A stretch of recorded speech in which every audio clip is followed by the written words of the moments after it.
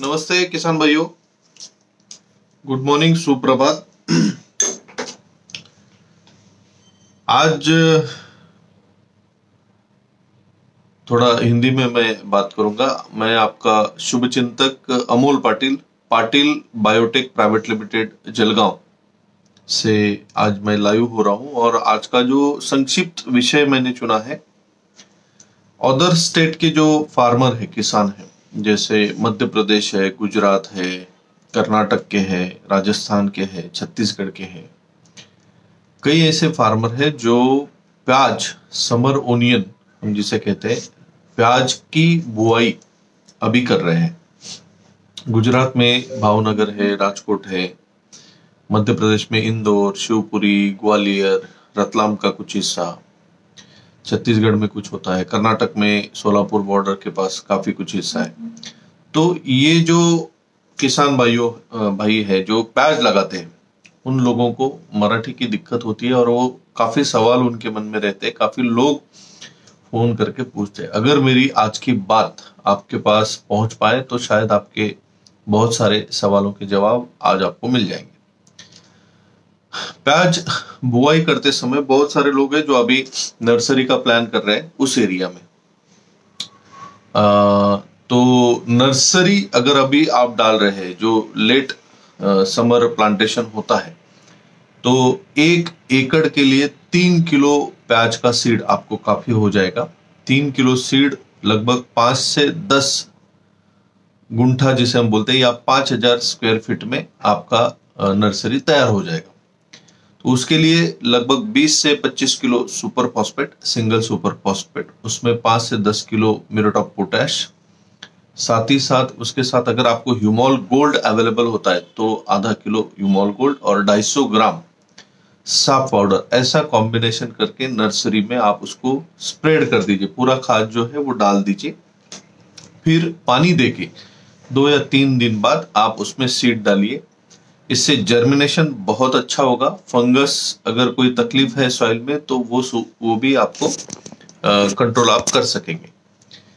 दूसरी चीज, जिन लोगों के पौधे रेडी है और अभी प्लांटेशन का समय उन लोगों का आ गया है, जो ट्रांसप्लांटिंग हम जिसे कहते हैं, यानी नर्सरी में से मेन खेत में अभी आपको पौधे लगाने हैं, ऐसे किसान भाइयों के लिए सबसे अहम बात और बहुत ही जरूरी बात मैं भी कह रहा हूं। जिन लोगों का, महाराष्ट्र के जो लोग होंगे उनको भी हिंदी समझती है, तो जो लोग अभी है जो ट्रांसप्लांटिंग कर रहे हैं, यानी प्याज का जो पौधा है उसको मेन फार्म में, मेन खेत में अभी लगा रहे हैं, वो लोग सिर्फ एक बात ध्यान में रखें कि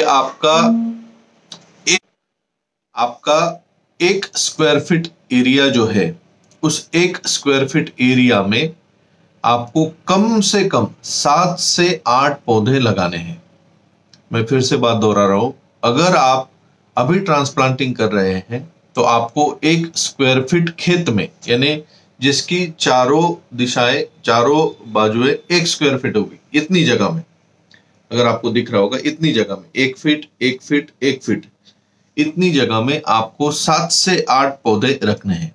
अगर आप ऐसा करते हैं तो आपको 1 एकड़ में लगभग 3 लाख प्लांट पॉपुलेशन, पौधों की संख्या मिल जाती है।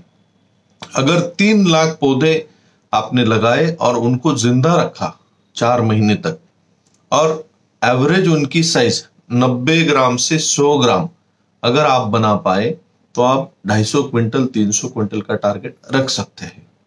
अगर आपने सिर्फ 2 लाख पौधे जिंदा रखे, 25 से 30% पौधे रोग या कीड़ के द्वारा अगर आप नहीं बचा पाए, या पानी की वजह से, या आपका मैनेजमेंट अच्छा नहीं है, अगर आप नहीं बचा पाए और उनको अगर आप 90-100 ग्राम का बना पाए, तो भी आपको 180 क्विंटल से लेके 200 क्विंटल तक उत्पादन आएगा।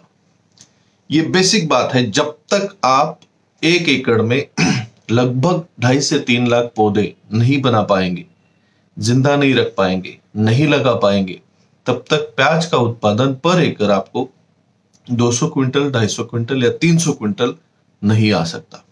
तो इसके लिए अभी जो अहम बात मैंने कही, जो लोग अभी नर्सरी अभी भी डाल रहे हैं लेट खरीफ के लिए, उनके लिए नर्सरी में क्या काम करना है, दूसरा, जो लोग अभी ट्रांसप्लांटिंग कर रहे हैं उनको ट्रांसप्लांटिंग करते समय एक ही बहुत जरूरी बात का ध्यान रखना है कि आपको 1 स्क्वायर फीट में लगभग 7 से 8 पौधे रखने हैं। फिर इसके बाद आता है प्रॉपर फर्टिगेशन, जो अच्छी तरह से खाद डालना, उसको स्प्रे, या जो भी डिसीज आते, जो रोग आते, जो कीड़ आती है, उनको कंट्रोल करना। तो इसके लिए अदर स्टेट के जितने भी किसान हैं उनको हिंदी में पूरा स्प्रे शेड्यूल और फर्टिगेशन शेड्यूल हमारी तरफ से दिया जाएगा। उसकी कोई कॉस्ट नहीं है। आपको एक गाइडलाइन रहेगी कि आपको कब कौन सा खाद डालना है, कितना खाद डालना है, क्या स्प्रे करना है। महाराष्ट्र के जो किसान हैं, मराठी में तो अवेलेबल है। जो भी फार्मर्स अभी प्याज लगा रहे हैं, ट्रांसप्लांटिंग कर रहे हैं, वो लोग मेरे मोबाइल नंबर पे 9992397422, फिर से दोहरा रहा हूं 9923974222, इस नंबर पे प्याज या फिर ओनियन या फिर महाराष्ट्र के लोग कांदा, इतना भी अगर लिख के भेजेंगे तो उनको शेड्यूल में दे दूंगा। फिर आप उस शेड्यूल का थोड़ा स्टडी करके, थोड़ा उसको पढ़ के समझ के आप उसको आपके खेत में इस्तेमाल कीजिए, ताकि आपको आगे जाके प्याज की साइज बढ़ाने में या प्याज का कलर या फिर किसी भी रोग को रोकने में आसानी होगी।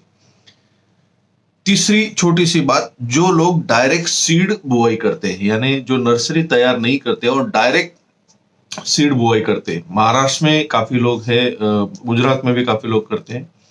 तो ऐसे किसान भाइयों ने एक बात ध्यान रखनी कि पर एकड़ अगर आपने जर्मिनेशन टेस्ट किया है तो 2 किलो के ऊपर सीड नहीं लेना है, 2 से 2.5 किलो, इससे ज्यादा सीड नहीं लेना है।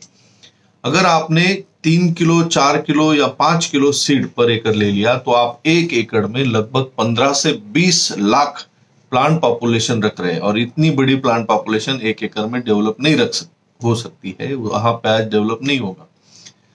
अगर आपने सोइंग कर दी है, जर्मिनेशन हो गया है, तो वो किसान भाइयों ने सिर्फ एक काम करना है कि जहां ज्यादा पौधे हैं, 1 स्क्वायर फीट में जहां 20, 30, 40 पौधे, वहां से कुछ पौधे निकाल के वहां पे जो संख्या है, पौधों की संख्या है, उसको नियंत्रित करना है। तो ये बहुत जरूरी प्याज के सिलसिले में 3-4 बातें थी जो आज मुझे आपसे कहनी थी।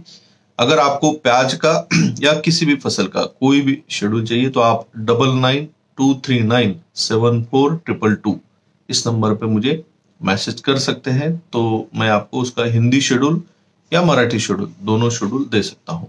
अगर आपको किसी भी फसल की कोई समस्या है तो आप मुझे उसी नंबर पे फोटो डालिए, फोन मत कीजिए, तो मैं आपको उसका सॉल्यूशन दे पाऊंगा। फोन मैं उठाऊंगा नहीं, तो आप प्लीज फोन मत कीजिए।